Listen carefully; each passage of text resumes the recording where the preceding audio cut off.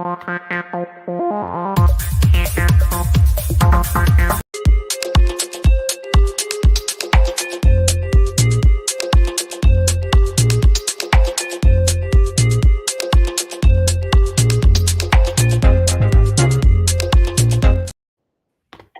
welcome to Bears Banter today. Man, what a disappointment today. Chicago Bears, man, I don't even remember the score was so awful. What was it, 41 to 10? Wow. Yeah. Wow. I'm speechless. It got, man. You don't get the people be coming after us, man. my gang bigger than theirs. But I'm a Bears fan. I'm an old man. Some gangbangers want to come after me right now. Come on. Man, this you know what? Earlier we were laughing about the Denver game. And I know Jay said on Friday that they was gonna put a 50 burger on them. I figured the commotion that happened this week that they would at least show up. I mean, they look unprepared today. Yeah, but it was a 50 burger without cheese though. 41. That's it, man. Might as well if you round it off to the lower, the next 10th, it is 50. Yeah. We got to get Jay credit for that. And I told him I would. He did call it because the only reason it wasn't a 50 burger because Andy Reid took his foot off the gas. He kind of looked and say, "The Bears are a wounded animal. We don't want to start pulling wings off the fly. Let's go ahead and just run the ball or whatever." See, and then too, a lot of times when you have that, man, you know, I have some teams, some coaches that act a fool like that. You put your players in danger because now you get that little goon that's like a 12th round draft pick or something that don't get no time, and you put him out there. He just end the play. He ain't even trying to run a play. He trying to find a dude that did the damage and injure a guy. You don't want to see that stuff, man. None of coolery. I'll tell you what, Bernard. Today for the defensive most valuable player, I nominate myself because I actually made it through to the end of the game. Despite the fact that my stomach was hurting, I thought I was going to throw up from watching the game and everything else. I made it through the end, so no matter what, I was a real Bears fan, and now I showed up here at the Bears Banter, even though none of us want to be here. Trust me.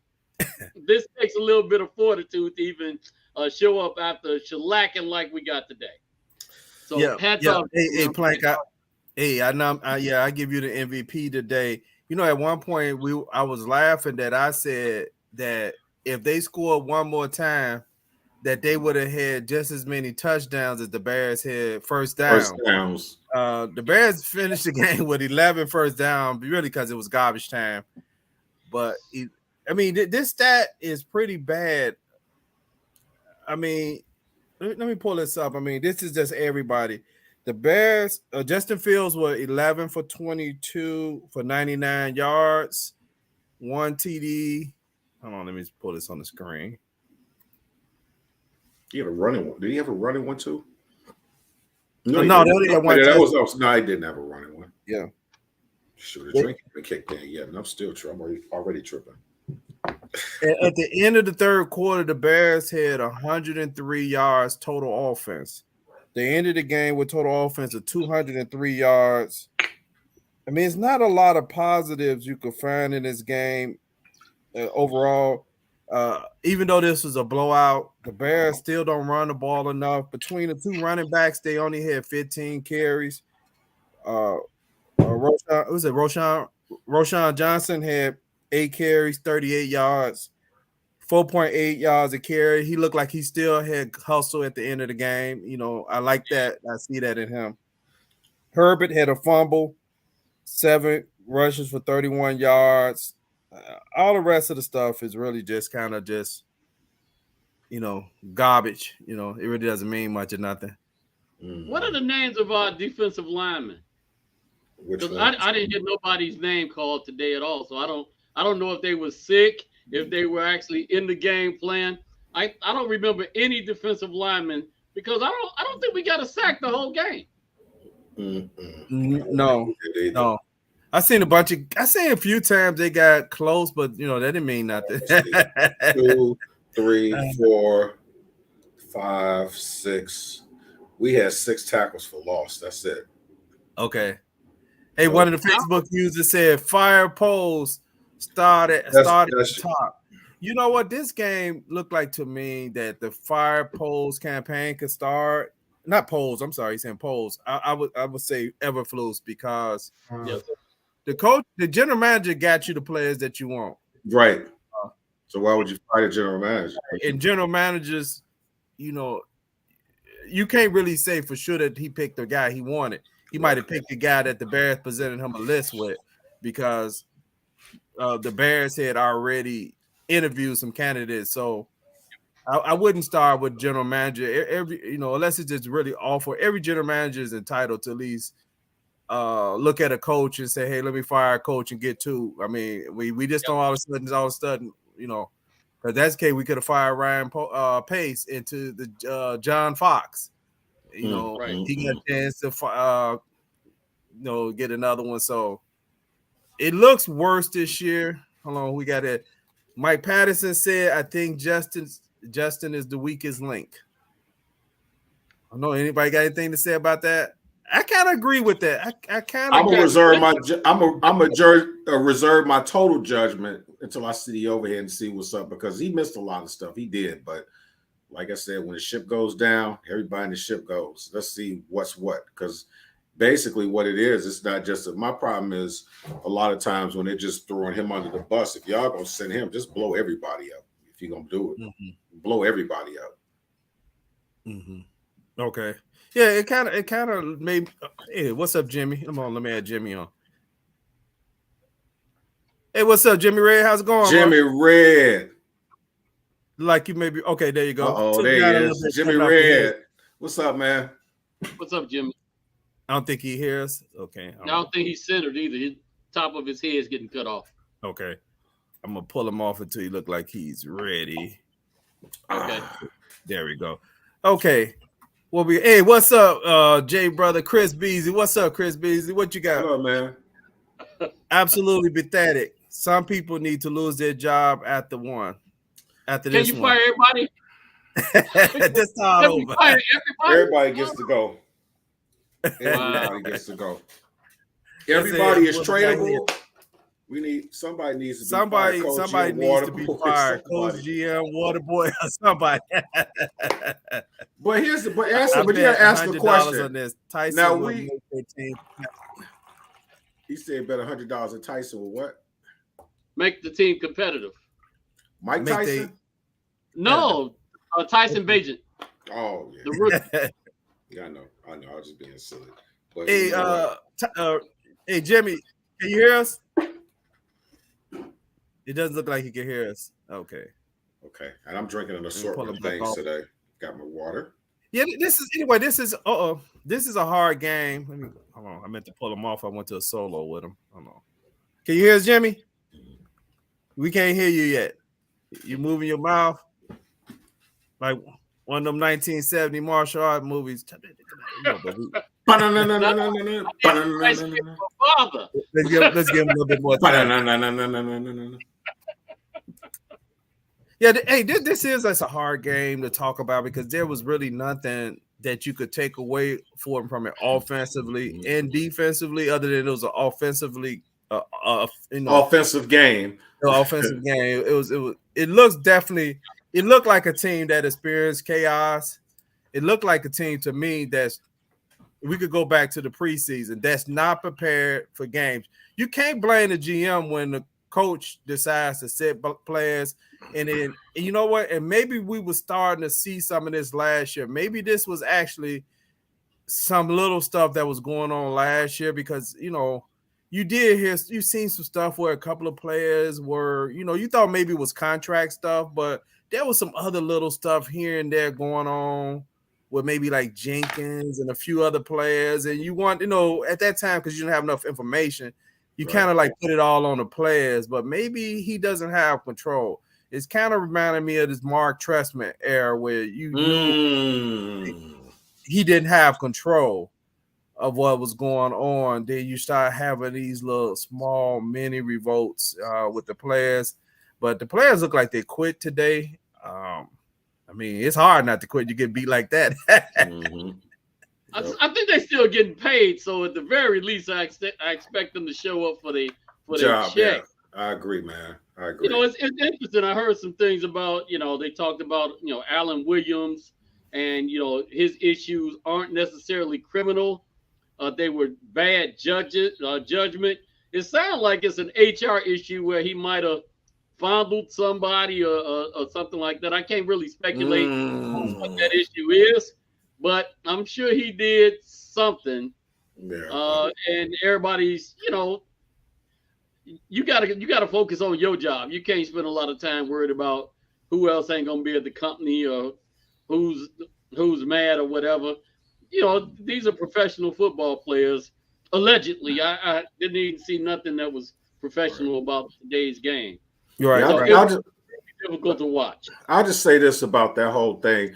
When they start talking about cyber and start talking about a coach, usually they're talking about cartoons. And I'll just leave it at that, because I can tell you right now, it's like, first, everybody, like I reserve judgment, and I'm reserving judgment now because we don't know what's going on. First, they said, oh, yeah, the FBI raided Hallis Hall in his house, and Peanut Tillman told. Now, another day later, you find out they never raided Hallis Hall, and Peanut Tillman didn't say nothing. And now it even goes to a point there wasn't even no police at Hallis Hall. But what happens is they went in the cyberway. They went, Plank already knows. Anytime that you walk up and certain types of IP addresses pop up, it could be anything. It could be guns. It could be other stuff.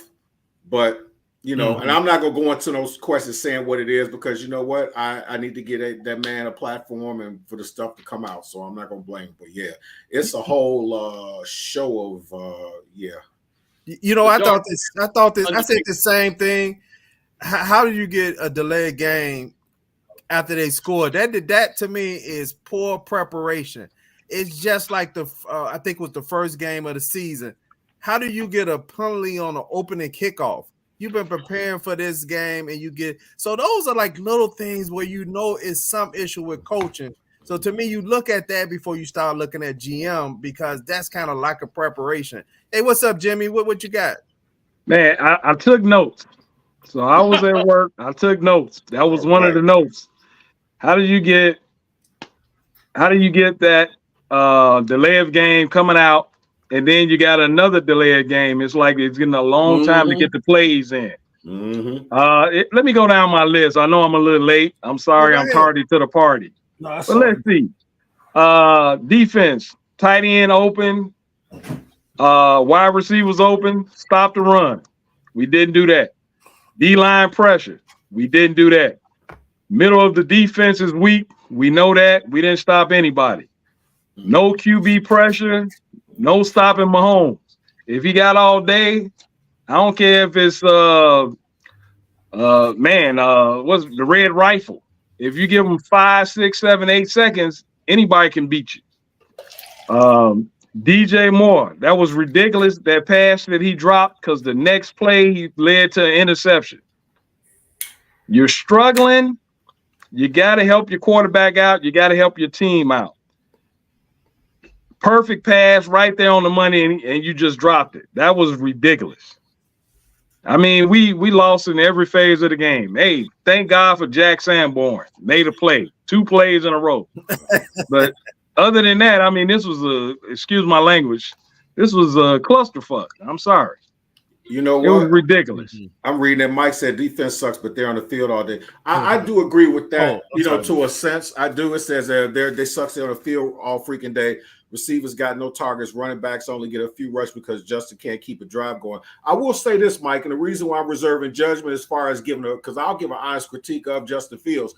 Something that Greg Olsen said, which at the end kind of made me just go, and I want to see the overhead. He's like, yeah, well, look at this and such. As you see the receivers, you seeing guys like kind of jogging down the field. And he says more often than not, you seeing guys trotting down the field. And I'm like, wait a minute. Okay. If he's missing, if he's like getting jittery about throwing the ball because nobody's open. And there was one montage where he held the ball and he couldn't really run nowhere. And you look up at the receivers and everybody was stuck. He did miss some. But just like anything with him, I give him a lot of the blame because he's a quarterback. But I mean, when it comes to a team that plays that bad, it's like that sweater that's got that loose string and you just pull it and it won't stop. It's just like when everybody messes up, start from the coach making stupid decisions, not paying attention to the clock, doing stuff, giving these subject plays. Justin Fields just kind of saying, you know what, I'm just going to go balls to the wall and just try to run into a couple brick walls. Running backs not really giving us much. Well, that's, of course, we wasn't getting that many carries. Guys dropping balls, defense back. It's like a whole show. The offensive and the defense, man, it was like they were talking about one part where they said, look at the defense. All four of the guys on the line were running towards the middle. There was no outside presence. Exactly. Mahomes would just stand out here like I say, what is it? Let me get a half dark with mild sauce. No, you know what? I'm gonna go down to the Sizzler. I mean, this dude, I that time he reminded me of Brady, like one of those years with New England, when we had Randy Moss. This dude would drop back and get about 11, 12 seconds, man, to throw a ball. So it's a show. Everybody gets the finger today. Everybody.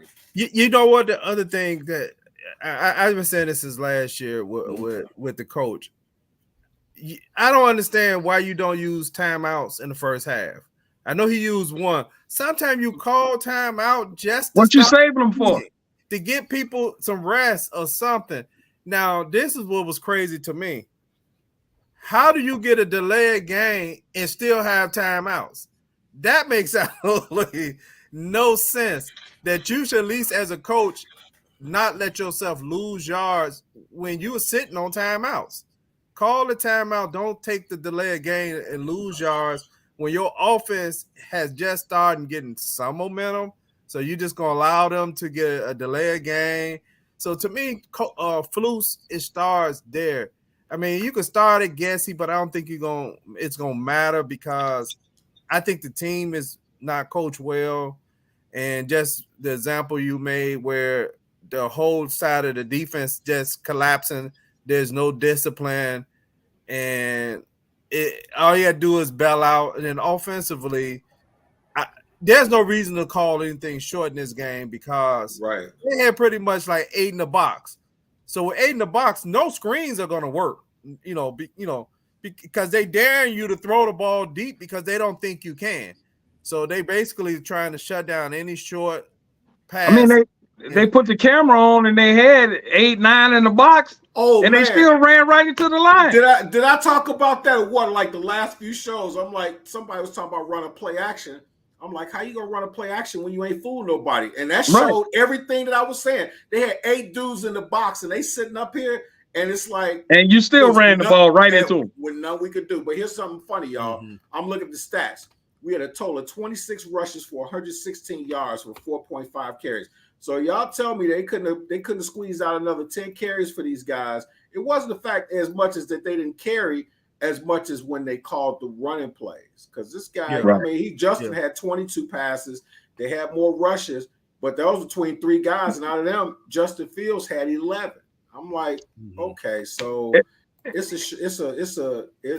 when it drops downhill. Everybody gets the gas face. Am I wrong, or was Eberflus was supposed to be a defensive coach? Yeah, running all that zone defense, and you see that one dude, if it wasn't for that damn call on the line on dude his helmet being in the doggone zone, dude was wide open. I don't understand how you're supposed to be a defensive coach. Williams is gone, so 2 weeks in a row you running it, and it's even worse than the first week. Yep. Yeah. The middle of the defense is open. It's open for business. Because we can't stop anything. We look like Colorado. You can't stop nothing up the middle. Yeah. Nothing in the middle. Especially when at this point, the Bears should consider signing Adama Suh because I think he's still out there. Yeah, he's still out there. He's still out there, and it's a person you could bring in that's gonna give you, that you could bring in. At least some pressure. He's gonna give you pressure. He's an a-hole. When we were talking about them when Kansas City lost to Tampa Bay, you notice he had one sack and 2 tackles and controlled the whole defensive line because he gonna take up 2 dudes. He'll stomp on a helmet or 2. He just like the Robin of football. You hate him when he against you, but when he with you, Right. You hate to play against him, love for him to be got your back. Yeah, man. yeah. And I know it's just a temporary, but what they're doing don't work. I see one of the Facebook users made a comment about why is Justin Fields still on the center. I have that question too. Hold on, what is it? It's right here. Yeah, I had a question too. He said why he's on the shotgun. I think I don't know why he's on the shotgun either. He needs to be on the center, in my opinion. I think it will actually allow him to drop back, and once he reaches step to zing it, right? Versus he looking at everything. Now we'll give him one positive today. I know it was garbage time. That one touchdown, I give him credit. He actually threw that ball on time. That's the only positive. Yep. I missed it. I was getting home from work. I missed it. He had a couple good finds a nut from time to time. So how did he play today? He played bad. I mean, but I saw a little wrinkle where there were a few plays where he's actually letting the ball go faster. But then the one I didn't like is the fact that he just like dropped back and started running and the dudes was there. It's like, dude, you got 8 dudes in the box. Only Jesus go get like 9 yards on that one. So I think a lot of it, like I said, man, it's just like anything with a team, man. If one part of it goes bad, sometimes it's just a domino effect. And if you look up right now, he sat and the telling thing was they showed one shot of Justin Fields after DJ Moore grabbed him, told him to sit on the bench. They showed a shot he was sitting right next to Velus Jones. Mm-hmm. Yeah, to that point, Justin Fields has never learned how to adjust in the pocket because he's such a talented player. Yep. So what he would do instead of stepping up in the pocket and buying a little bit more time, he'd say, okay, the pocket's collapsed, I'm gonna run. And that's been successful for him up to this point. But there's many instances where he's got pressure that when all he has to do is actually step up into the pocket that the linemen are actually creating, and he has the ability to actually get a decent throw there. You know what I would I'm sorry. Make a throw from the pocket like that. I'm sorry. Go ahead, guys. No, you know what I would do, man? A lot of people think it's stupid because I know league and teams like to throw money around. Get Kurt Warner somebody to come in and be a consultant. Because that dude, one thing that dude could do is that dude could read defenses, he could throw. And I think that sometimes you need somebody from the outside that has nothing to do with the Bears organization to kind of bring them in, to give them a different lens. Because it seems like all the guys that they got in there right now, man, everybody's kind of on one accord. You got Gessie calling these crazy plays. Now you got Eberflus out here calling these zone defenses when they get burnt like toast. You get guys around. Sometimes you need to have one dude who just walks up in there and he can say something, and the rest of the coaches, since they've never really won anything, they can't really say nothing to him. Yeah. Well, he was saying that playing in an arena league, that's what got him so quick to read, playing in that arena league because everything is pop, pop, pop, pop, pop. Yeah. It's I think Plank made a valid point because there are times where you just can see that slide up in the pocket, right? You see pressure, but when you start it worked last year when he bailed out, but when he bailed out like that, most time he needs to run because he usually bails out backwards, right? And his back is turned to the defense, then he has to turn back around. Okay, at that point, you're done. It is right there in front of you. Your body is so far out of position that you're probably not going to throw an accurate throw unless they right in front of you, and it still may sail on you. So that's one of the things he doesn't know how to do is climb the pocket. There are a lot of things. See, I want to argue that it's not that he can't read a defense, because when you look at some of the plays, he's actually looking at the guy that's open. He knows he's doing. Yeah, he's doing this. Yeah, so why he's not throwing it to a guy? He's thinking instead of reacting. Yeah. Right. That's absolutely true, man. You know what? Here's another thing too. Now, I 100% agree with you guys talking about step up in the pocket. But like I said, I want to see it because if he stepped up in the pocket, that means he's got somebody open. Now, I counted about maybe 3 or 4 times where guys were open. And even with the whole Claypool, and like I said about the domino effect, just imagine your guy, DJ Moore, he's like the can't do wrong guy, and he does stuff. And when that guy drops the ball, you kind of saw him just go like, it's just like everything it was already bad. But you saw a little wrinkle if they threw, if he made it, they would have at least one little moral victory. But when your guy, and I'm not blaming DJ Moore because DJ Moore's he's that dude, and he's proven himself throughout the years. So he had to drop. It was what it was. But when he dropped it, it was almost like the collective shoulders was like. And then the next play, what? Tip pass, interception. Yeah, I agree. I agree with Mike Day. Mike Day said he believed he can read defense. I think he could read a defense. Like I said, when you're looking at film, he's actually looking at the guy. So I don't know, maybe he overreads sometime, right? He's overthinking it. And every play doesn't call for you to read the defense. Some stuff is just instinct. I know I said it. Some stuff is just instinct. Just like they pointed out, it was a play today with Kelsey. Kelsey did not even run the route that was probably called. He just called turned around. And he just turned around, right? But those plays like that, both people have to be on the same page, right? That come from years. Has to know that he might do that because he has to be able to see that, and the defensive player has to know when to stop. So that's where you sometimes get this waving of hands of players. Yeah, they went off script because it's like, hey, this guy didn't cover me, or I sat down here. Then we'll say he can't read. No, it's just like he's not acting with his instincts, right? Some stuff is just instincts. You know, with 2 points, I want to say real quick, going back to what the one of the users that sent in about putting Justin under center. I think if they had more trust in the offensive line, that would be possible. But, you know, the way they're coming through, they'll be even closer to him.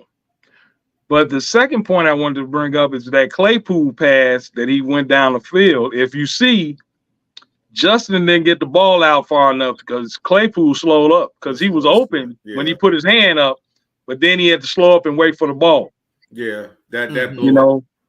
So he doesn't have the ability where the line is collapsing to step up and, you know, step into those throws. Or the confidence to do so, thinking he gonna get killed, you know, and then what happens is, what does he do? He runs the ball and he goes down, the dude punches him, hit him with the left hook. I think a lot of times what happens is guys are like just going in expecting something to go wrong, as opposed to just saying, look, let's just do it. You know, like I said, Justin, there's a myriad of things. I mean, you know, like absolutely can read defenses, but I think he put lipstick on these plays, man. He trying to make them too cute. And you got to realize, like, there's going to be a lot of throws. You look at a lot of throws around the league that guys can make all the time. If you look at the overhead, them dudes ain't even open. And by the time they let it go, the dude make the break, the ball is right there. And it's that's what they say in the NFL. You got to throw them open. Yeah, but then also, too, like we went back last year before last, it was something I defended him on in the respect that they were like, well, dude was wide open. I saw the thing with Kurt Warner when he was talking about one of the plays. He had the safety leaning in like this. He was about 7 yards away, but he leaned in that way, but he went back. And when he went back, that's when you saw the other guy come wide open. And by that time, Justin was trying to step up in the pocket and throw. It's a lot of things that's going to have to happen with them, man. It's just like, first of all, you can't trust DJ Moore. But number two, you have to also understand that DJ Moore is one of the most legit 50-50 dudes out there. Throw the ball to him, let him work. Yeah, I mean, you're gonna have a drop. I mean, there's no receivers perfect. I mean, I know it's more demoralizing when the team's up. I mean, hell, he made a hell of a one-hand catch. And that was a timing play, just like you said. That was a nice play. You know what? Hey, Jimmy Ray, that's a valid point about can they protect up the middle if they go in the center. But you know what you're doing right now is not working. So when they went to the I formation, that worked for a little bit, and then they went away from it. Now this is the problem I have about when you really want to run the ball downhill. To me, get under center.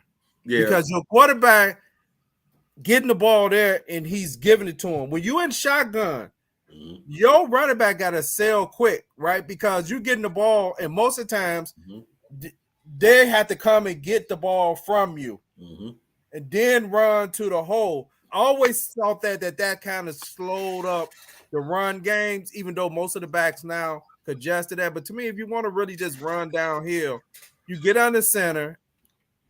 And at least when you quarterback get it, he's giving you the ball at the line of scrimmage. He's not giving you the ball 7 yards.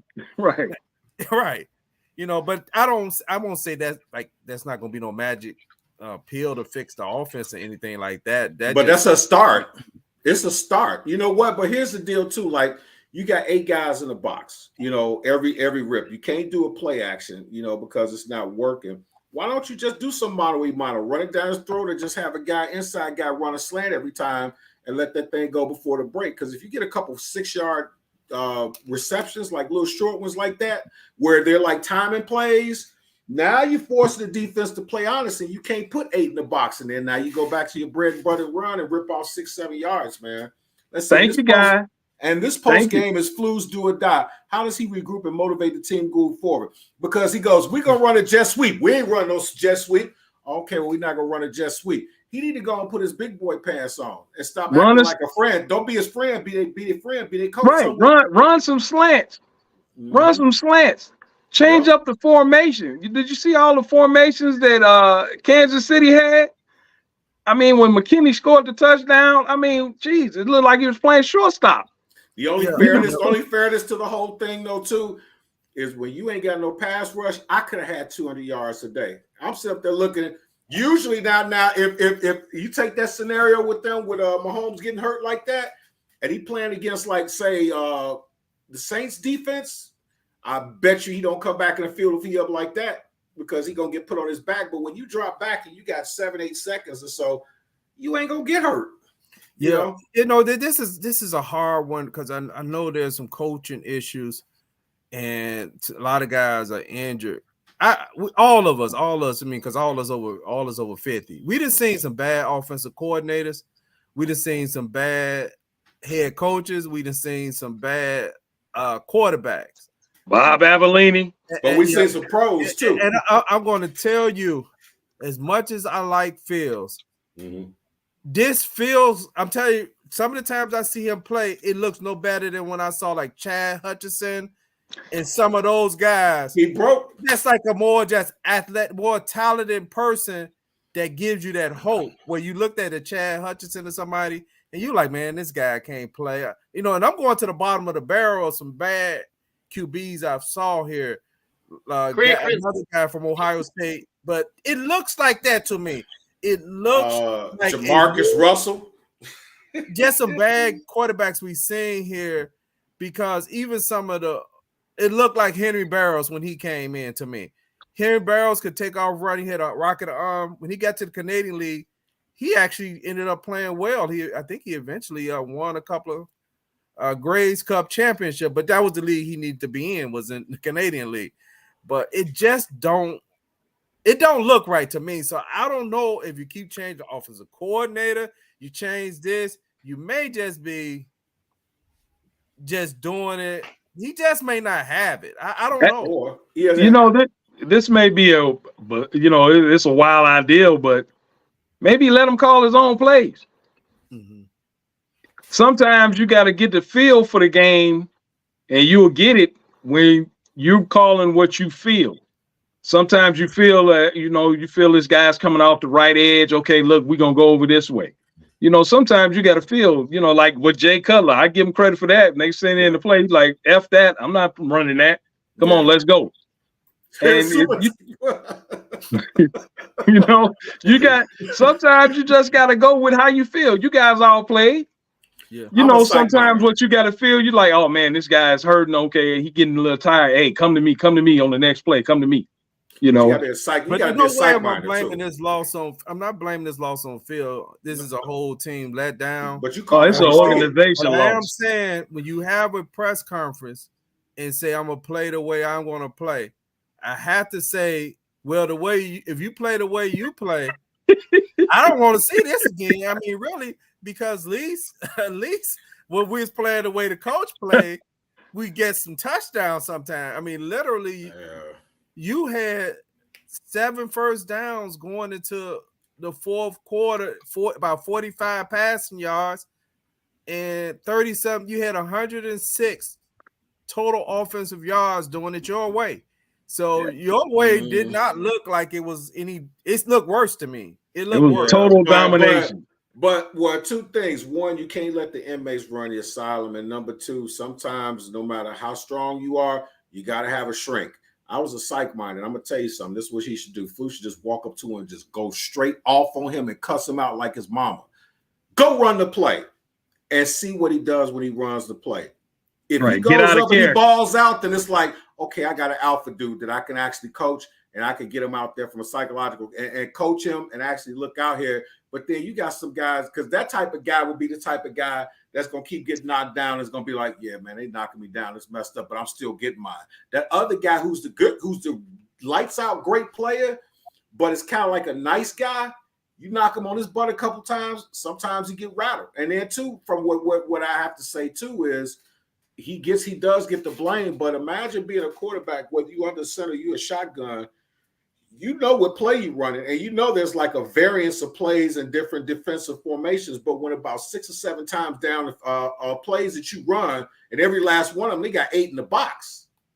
It's like, it's a twofold thing. Yes, one, is he going to be able to let the ball go, or somebody's going to be there? Number 2, are they going to be able to run the ball? It's like it's a lot of different things in there. But you can't really bench him right now because you really ain't got nobody, but I believe that they just need to reset. They need to come into practice and say, you know what, I'm going to tell y'all right now, everybody's job is on the line. Y'all don't play out. I don't care how much money y'all making. I'm going to get fired anyway. I'm sitting your ass, But I'll say with Brisket did get burned on one thing or whatever it was, but it was because somebody missed something or whatever. But this dude had been banged up a few times in the last few games, and he came back in. And even if you're playing bad, I got to give him respect for that, because he could have went out and said, oh, my jaw hurt, and sat out the game. He took his like a man. But yeah, man, everybody needs to walk up in the Hallis Hall tomorrow knowing there's a possibility they may lose their job. Everybody. Yeah. You know what? And I would include Justin Fields in that. They lose your job too, because you know what? We trying to handle him. And y'all know as much as I like Justin Fields, but hey, take the gloves off. Calling these grown men and babies. Take the gloves off. Yep. You got to take the white gloves off. My opinion, hey, you know what? As this game was out of reach at one point. Soon as they pulled out Mahomes, there was no reason to me to send Justin Fields back on that field. Because you want a few positive plays? I mean, it was nothing. One coming back. If you really you actually almost got him hurt. If he was if you really believe he's your quarterback, you almost got him hurt in garbage time for what? Just a couple of stats. So at some time like that, it's not like you pulling them out to bench them. You pulling them out because there's nothing else to gain in that game. You lose by so many points. That's why teams have to pull certain players, right? Because guess what? Somebody gets mad, especially the team who losing. They start maybe a fight start. Somebody hit somebody late. It's all kind of stuff, man. You know what? I'm going to tell you something. Here's the interesting thing about the whole reset. And I tell you this. Troy Aikman started out 0-11. He's what? He ended up 91-78 as far as his record is concerned. Steve Young went 0-16 with Tampa Bay. Sometimes it's one of them things. If you Jesus Christ himself and you ain't got nobody, and now you thinking too much, you have a problem that you're dealing with. But what happens is your play is also adding to the problem. But take those two guys. What did they do with Aikman? They went and got a playmaker. They got Emmett. They went, and I remember this clear as day, boy. Jimmy Johnson had them Jerry Jones spit a grip on the offensive line. Man, you couldn't drive a bus through there. And as a quarterback, the shell shock, it ain't nothing like dropping back. You got like about 5 seconds. Now everything slows down. So if you go ahead, what the Bears really need to do, get some dogs on the offensive line. So if you got Justin Fields next year and he comes back and he's playing like this, like not 3-4 games, 1 game, and he has a bad game, then you can't blame it and say it's just the offensive line. Now you got offensive line for the next quarterback that can do the job. Yeah, I don't know. I'm just going to say this. It's still early in the season. I'm just going to say it.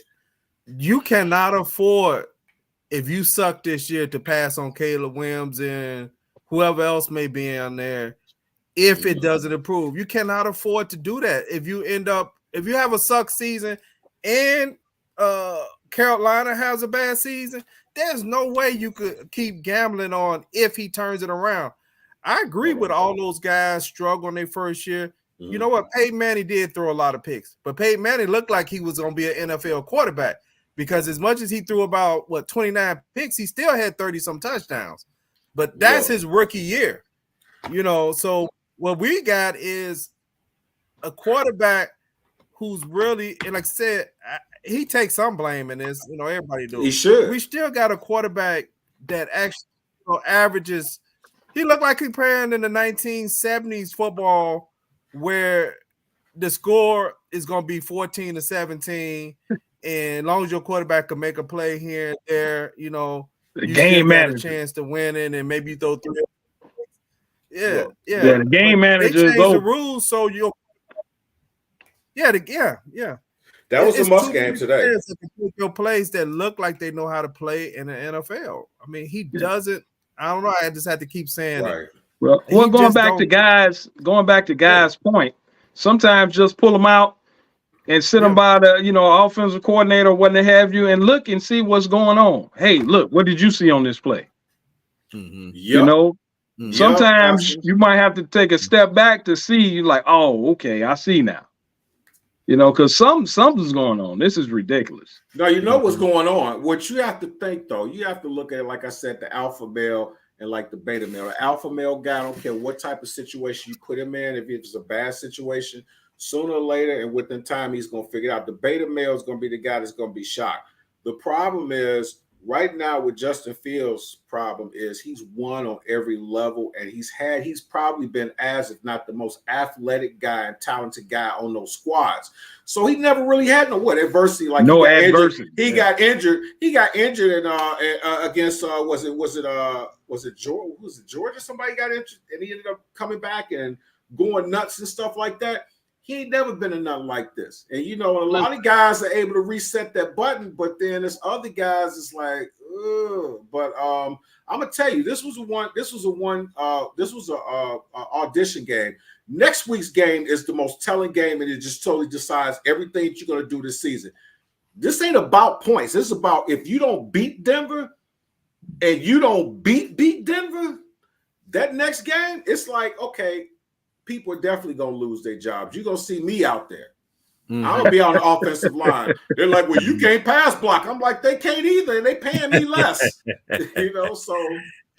Hey, look, maybe this week going into the Denver game, you know what? Whoever you decide going to be your backup needs to get some reps. Yep. Sometimes you just got to send a message to your starter quarterback. I mean, I know people be like, you know what? Enough with all the excuses. Right. And we losing anyway. What we got to lose? Yeah, right. Exactly. At some point, you're not just playing to develop just that guy. The other people want to get their stats too. There's 52 other players on the roster. Correct. And you know what? To throw for what he threw for 65 yards today. I don't know. I had it on the thing. It was some ridiculous number. Hold on, let me pull that up. Hey, did Mooney play today? No. I seen him make a block. Did he? Oh, shoot. But look, this is what I would say about DJ Moore. Yards. If anybody, and I will say this about DJ Moore, a dude that basically got 1,000 yards on a horrible team. If he drops a ball, nobody better not say a word. Better not say a word. That's why I was saying when he dropped the ball, I said, ooh, that would have been nice. But I wasn't like, man, dog, you got to hold on to the ball. Because this dude did basically his career, he's been nothing but a playmaker. And he's probably still cursing himself out about that right now. And I'm mad, and I feel bad for him because he played on a Carolina team that was bad, and he still got his yards. Man, he's gonna have to get like a couple 200-yard games, a few of them, to even get 1,000. Because if he in the season he ain't got 1,000 yards, man, then you need to get a robot for a quarterback, I guess. So going into the Denver, hold on, let me bring up our bragging rights. I mean, ain't a lot to brag about, but Jay called a 50 burger. They only didn't get a 50 burger because Andy Reid looked like he had a little mercy on us for a minute, and actually I noticed he gave play calling over to Nagy for a little while, right? I guess because it wasn't in reach, so he kind of stopped himself by letting Nagy call some plays. You know what I wanted to say, B? I wanted to say I talked to the first lady today. She's doing good.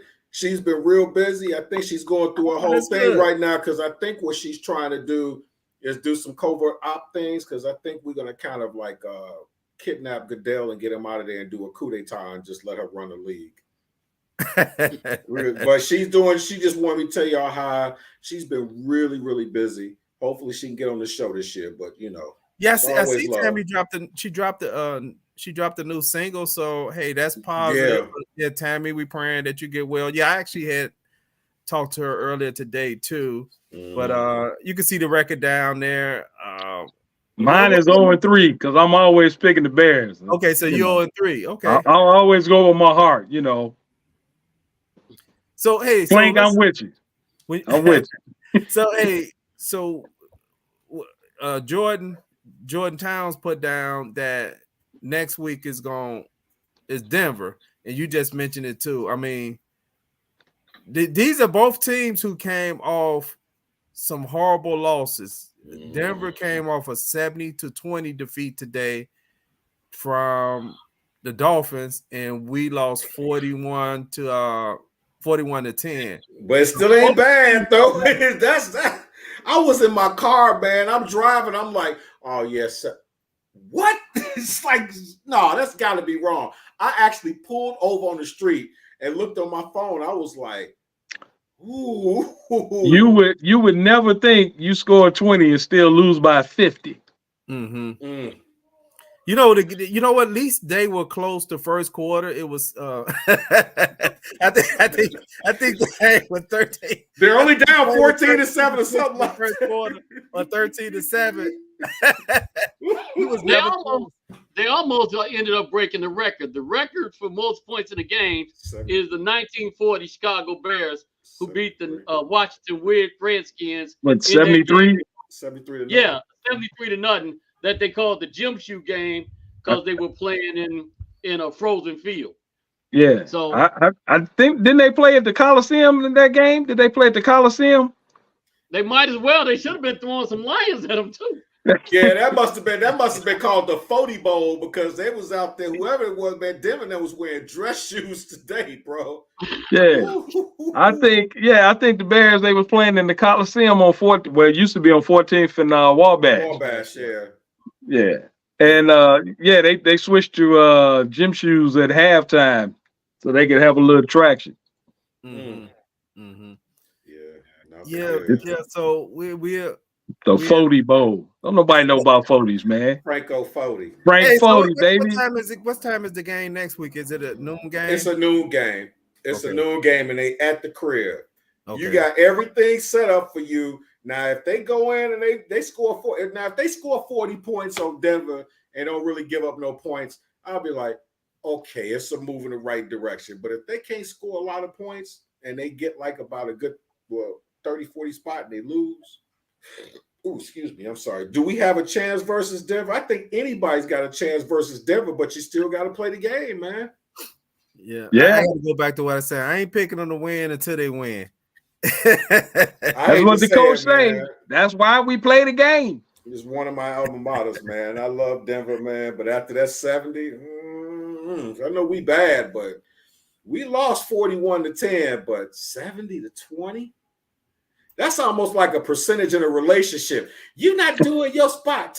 We only doing 70-20. Well, what about the other 10%? That's up in the air, baby. You know, that type of deal. You thinking of percentages with 70. Jesus, Lord have mercy. But still, like I said, as much as I like to say that, yeah, the Bears going to go in and right this ship against them, can't say it because at least they did get 20 points. Yeah, but, they got 20 and the Bears gave up. I mean, I don't know if the Chiefs getting on track, but the Chiefs had pretty much scored the same amount of points the Bears had scored. They scored 20 in one game, 17 in the other one. So it's not like they've been an offensive juggernaut this year. Right. They've been playing good defense. So it makes you wonder when you play Denver. I mean, can they beat Denver? I mean, at least Denver got 20 points today. Was at least made it look like they tried to show up at least the first quarter. I mean, the Bears, think about it. We got 3 points because of them throwing a ball in the garbage time.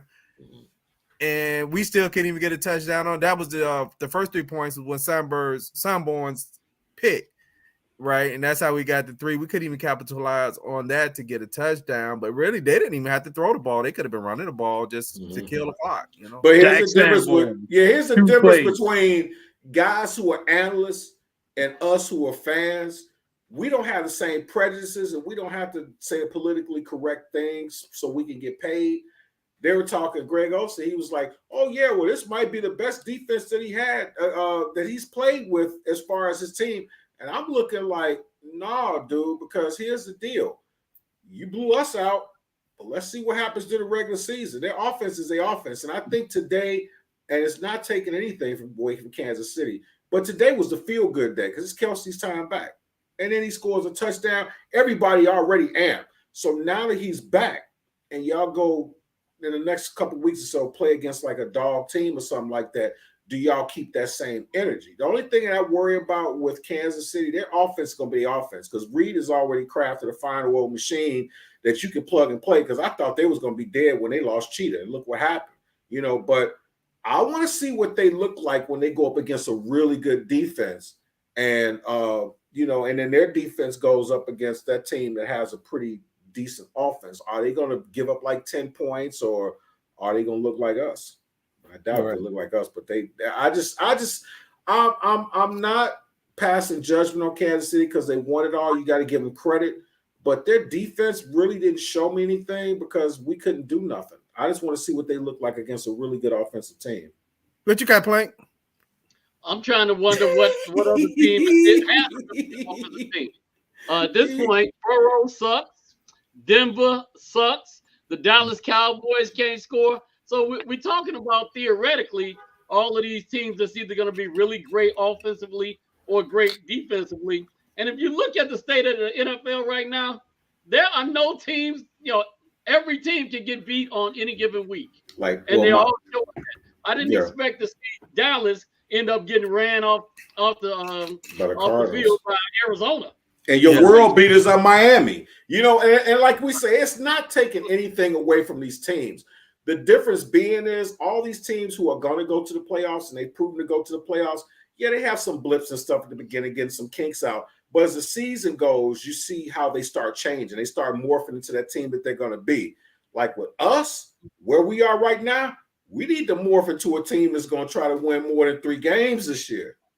You know? Yeah. You know, still the reality is the more players lose, the more they check out. Yep. Right. And you could have real awful looking teams that get coached better the next year that turn it around. I ain't saying they turn it around to become a Super Bowl, but coaching does matter. Coaching does matter with a team. And if you start building a culture of losing, see, all that hit principle stuff sounds great.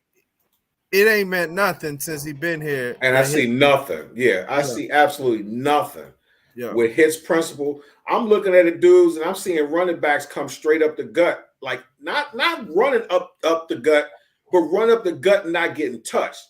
And when the guys touch him, it's like they pushing the shoulder. You know what I'm saying? It's like, well, how can you have fear going up against the Bears when you know that I can run it or I can pass it and I'm probably going to have yards after carry. And most of them guys, if they're smart and they on a contract year, them the dudes is going to probably get more money than maybe they deserve because they go up against us and look like world beaters. Why is it hard just design an offense around DJ and Justin, the rookie running back? First of all, you got to have protection. It starts with the protection. If you got protection and give people a chance to do stuff, not only from a passing standpoint, but have an offensive line that can open up some lanes. Or if you got an offensive coordinator that understands, well, my quarterback's getting killed, I need to do a max protect guy. Or I need to do something whereas I've got guys out in the flats and doing stuff. But then also the players have a marriage to that too. They have to believe in it because you could have the greatest playbook in the world. The players don't know how to run it or don't believe in it, then you get what you got today. Right. Hey, did y'all have anything we could go on great to close out? Because, I mean, we know it's all F's across the board. Yeah. You know, that's pretty simple. So, hey, we convene again either Thursday or Friday this week to see what the next misery holds us with Denver. Okay, peace. Peace.